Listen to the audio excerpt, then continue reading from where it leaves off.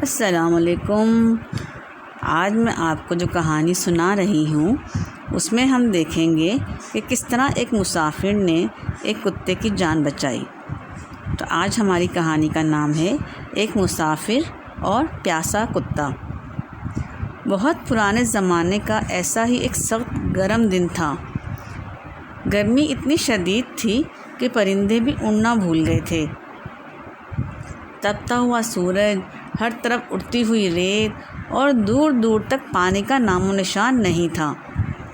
ایسے میں ایک مسافر ریگستان سے گزر رہا تھا۔ اس کا گلا پیاس سے خشک ہو رہا تھا اور قدم لڑکھڑا رہے تھے۔ اسے دور ایک پرانا کنواں نظر آیا۔ وہ ہمت کر کے وہاں پہنچا، کنویں میں اترا اور جی بھر کر پانی پی کر اپنی جان بچائی۔ جب وہ شخص کنویں سے باہر آیا تو اس نے ایک عجیب منظر دیکھا۔ ایک کتا پیاس کی شدت سے نڈھال اپنی زبان باہر نکالے گیلی مٹی چاٹ رہا تھا۔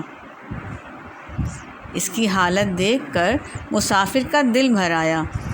بے شک اس بیچارے کتے کو بھی ویسی ہی پیاس لگی ہے جیسی مجھے لگی تھی، مسافر کے دل میں خیال آیا۔ اس شخص نے ایک لمحہ سوچا، اپنی چمڑے کے موزے کو اتارا اور اسے منہ میں دبا کر کنویں کی گہرائی میں اتر گیا۔